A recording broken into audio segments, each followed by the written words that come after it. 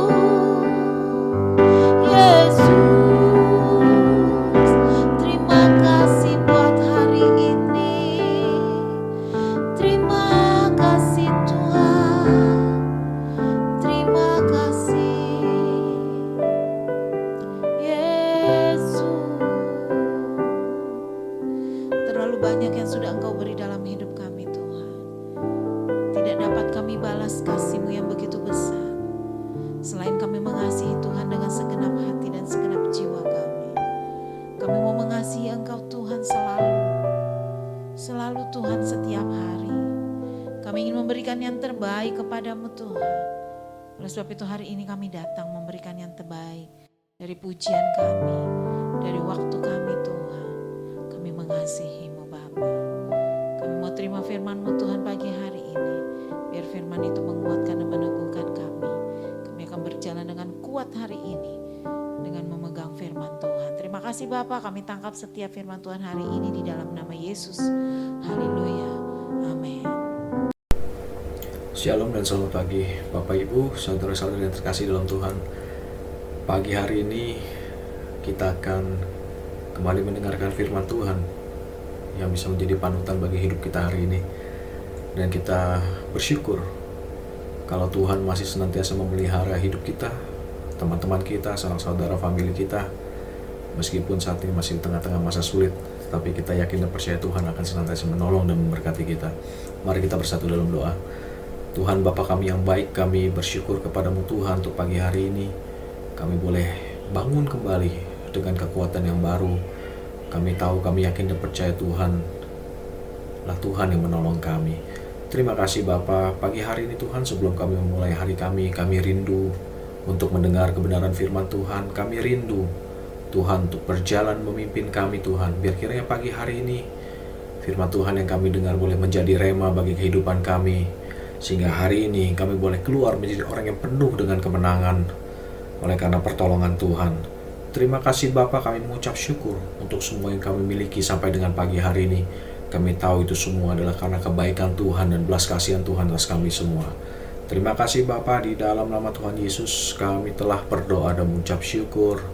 Haleluya. Amin.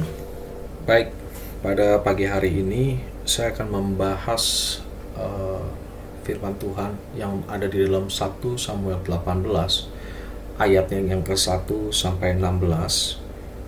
Jadi 1 Samuel 18 ini ayatnya itu sampai 30. Nanti Bapak Ibu, saudara-saudari terkasih bisa membaca sampai habis di waktu yang senggang. Dan pagi hari ini saya mau mengangkat satu topik tentang namanya iri hati. Saya bacakan bagi kita semua 1 Samuel 18 ayat yang pertama. Ketika Daud habis berbicara dengan Saul, berpadulah jiwa Yonatan dengan jiwa Daud, dan Yonatan mengasihi dia seperti jiwanya sendiri. Pada hari itu, Saul membawa dia dan tidak membiarkannya pulang ke rumah ayahnya. Yonatan mengikat perjanjian dengan Daud, karena ia mengasihi dia seperti dirinya sendiri. Yonatan menanggalkan jubah yang dipakainya dan memberikannya kepada Daud, juga baju perangnya, sampai pedangnya, panahnya, dan ikat pinggangnya. Daud maju berperang dan selalu berhasil kemanapun juga Saul menyuruhnya, sehingga Saul mengangkat dia mengapalai para prajurit. Hal ini dipandang baik oleh seluruh rakyat dan juga oleh pegawai-pegawai Saul. Tetapi pada waktu mereka pulang, ketika Daud kembali sesudah mengalahkan orang Filistin itu, keluarlah orang-orang perempuan dari segala kota Israel menyongsong Raja Saul, sambil menyanyi dan menari-nari dengan memukul rebana, dengan bersukaria, dan dengan membunyikan gerincing. Dan perempuan yang menari-nari itu menyanyi berbalas-balasan, katanya, Saul mengalahkan beribu-ribu musuh, tetapi Daud berlaksa-laksa. Lalu bangkitlah amarah Saul dengan sangat, dan perkataan itu menyebalkan hatinya, sebab pikirnya, kepada Daud diperhitungkan mereka berlaksa-laksa, tetapi kepadaku diperhitungkannya beribu-ribu. Akhir-akhirnya jabatan raja itu pun jatuh kepadanya. Sejak hari itu maka Saul selalu mendengki Daud. Keesokan harinya roh jahat yang daripada Allah itu berkuasa atas Saul, sehingga ia kerasukan di tengah-tengah rumah. Sedang Daud main kecapi seperti sehari-hari, adapun Saul ada tombak di tangannya. Saul melemparkan tombak itu karena pikirnya, baiklah, aku menancapkan Daud ke dinding. Tetapi Daud mengelakkannya sampai 2 kali. Saul menjadi takut kepada Daud karena Tuhan menyertai Daud, sedang daripada Saul ia telah undur. Sebab itu Saul menjauhkan Daud dari dekatnya dan mengangkat dia menjadi kepala pasukan 1000, sehingga ia berada di depan dalam segala gerakan tentara. Daud berhasil di segala perjalanannya sebab Tuhan menyertai dia. Ketika dilihat Saul bahwa Daud sangat berhasil, makin takutlah ia kepadanya. Tetapi seluruh orang Israel dan orang-orang Yehuda mengasihi Daud karena ia memimpin segala gerakan mereka. Nah, Bapak Ibu, saudara-saudari terkasih, kita lihat bagaimana cerita mengenai Raja Saul ini. Pertama kali Saul itu iri kepada Daud. Jadi ketika Daud ditugaskan Saul untuk berperang ke sana ke sini, dan Daud selalu berhasil dalam setiap tugasnya karena kita tahu bahwa Allah menyertai Daud, maka Saul menjadi iri. Nah, kenapa iri ini sangat berbahaya, Bapak Ibu, saudara-saudari terkasih? Karena iri ini bisa memicu kita menjadi atau bertindak di luar nalar ya.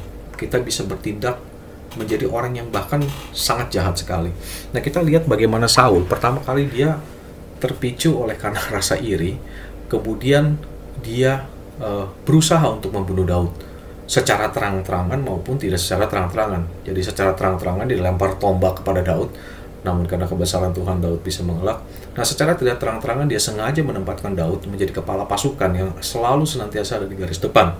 Tetapi ya sayangnya kita lihat kebenaran firman Tuhan bahwa Daud selalu pulang dengan selamat, bahkan pulang membawa kemenangan.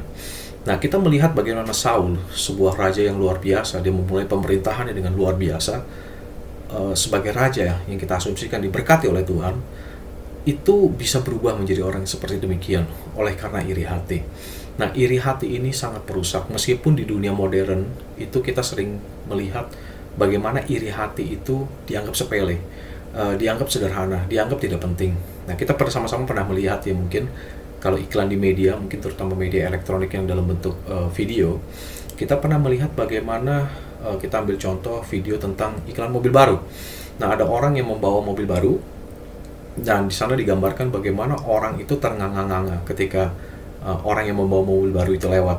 Orang sampai ada yang tersandung, bahkan ada orang yang menjadi menjatuhkan belanjaannya, bahkan mengalami kecelakaan sepeda karena dia begitu terpesona dengan apa yang dikendari orang itu, atau dalam hal ini apa yang dimiliki oleh orang itu, yaitu sebuah kendaraan baru. Nah, kalau misalnya Bapak Ibu iri hati ini kita bisa sikapi dengan positif, maka itu bisa memacu atau memicu kita untuk membuat diri kita itu lebih maju ya, lebih baik. Kita berusaha untuk menyamai, untuk contohnya mungkin memiliki pencapaian yang dicapai oleh orang itu melalui jalur-jalur yang baik, dengan cara-cara yang baik. Cuman problemnya Bapak Ibu, seringkali kita ini jatuh dalam sekedar iri hati dan kemudian berkembang menjadi sesuatu yang bersifat sangat negatif. Kita mulai menggunakan cara-cara kotor, kita mulai menggunakan cara-cara yang tidak baik. Bahkan kita juga bisa berbuat seakan-akan kita itu benar dan baik, padahal perbuatan itu kita dasari dengan iri hati. Saya sampaikan sedikit kesaksian yang terjadi dengan diri saya sendiri. Jadi kira-kira 10-12 tahun yang lalu, ketika saya bekerja dengan satu perusahaan perbankan, di mana di dunia korporat persaingan begitu ketat. Nah, saya melihat ada sekelompok orang yang di divisi saya itu melakukan satu tindakan yang melawan aturan atau melawan SOP. Nah, orang-orang ini adalah orang-orang gerombolan orang yang metropolis banget. Jadi mereka zaman itu ya, mereka berpakaian modis, mereka sedikit lebih muda dari saya tapi memiliki jabatan yang jauh lebih baik. Nah, ketika saya melihat apa yang mereka lakukan, saya memutuskan pada waktu itu setelah berpikir beberapa saat untuk melaporkan kepada atasan saya, yang kemudian dilaporkan terus ke atas manajemen atasnya, sampai singkat cerita sekelompok orang ini terdiri dari 3-4 orang ini ada yang dipindahkan divisi lain, bahkan ada yang dikeluarkan pada saat itu karena berkaitan dengan finansial, fraud ya, ada fraud di sana. Nah, Bapak Ibu, pada waktu itu saya tidak berpikir panjang, saya hanya berpikir oke, saya sudah melakukan sebuah kebenaran, fine. Tapi ternyata beberapa tahun kemudian Tuhan mengajak saya untuk merefleksikan apa yang sudah saya lakukan. Dan ketika saya mengkonfrontir diri saya pada hari itu, kenapa saya melakukan hal itu? Dan ternyata sangat tidak enak, saudara-saudari, Bapak Ibu. Ternyata itu semua dimulai karena saya iri hati dengan mereka. Saya iri hati dengan jabatan mereka. Saya iri dengan pencapaian mereka. Yang saya asumsikan saya iri dengan gaji mereka. Sehingga ketika mendapat satu momen, saya mengadukan, saya melaporkan, seakan-akan saya itu benar, saya bersembunyi di balik sebuah kebenaran. Tetapi sebetulnya Tuhan mengingatkan saya bahwa apa yang saya lakukan itu iri. Nah, kita lihat bagaimana iri ini bisa membawa kita ke arah yang sangat tidak baik, sangat tidak berkenan di hadapan Tuhan. Oleh karena itu, Bapak Ibu, saudara-saudari yang saya kasihi, pagi hari ini, yuk mari kita mengingat diri kita. Bagaimana jadi orang kita ini harus senantiasa memelihara hati. Jangan sampai kita terjerumus dalam iri hati yang tidak terkendali. Kita melihat orang lebih baik dari kita, fine. Ayo kita memacu diri kita untuk menjadi lebih baik. Tetapi kalau kita sampai iri hati, atau mungkin bahasa zaman sekarang seringkali kita julitin orang ya. Nah, saya rasa itu bukan sesuatu yang baik. Dan pada akhirnya ketika kita gagal mengendalikan itu semua, maka kita kecenderungannya akan melahirkan tindakan-tindakan lain yang semakin parah. Jadi Bapak Ibu, saudara-saudari yang saya kasihi, mari kita sama-sama menjaga hati kita. Nah, pagi hari ini mari kita mengingatkan diri kita bahwa kendalikanlah hati kita, kendalikanlah perilaku kita, kendalikanlah sikap kita, karena kita adalah anak Tuhan. Dan di masa-masa sulit ini, mari kita menjadi terang bagi orang lain. Mari kita mempertontonkan sifat yang baik, dan biarlah perilaku kita, sikap kita menjadi kesaksian hidup bagi orang lain. Mari kita bersatu dalam doa. Bapa kami yang baik, dalam nama Tuhan Yesus Kristus, kami mengucap syukur Tuhan untuk firman Tuhan pagi hari ini. Biar kiranya renungan singkat pada pagi hari ini Tuhan boleh menjadi satu panutan bagi kami, menjadi satu acuan bagi kami Tuhan. Tuhan kami yang baik, tolonglah kami dan berkatilah kami pada pagi hari ini.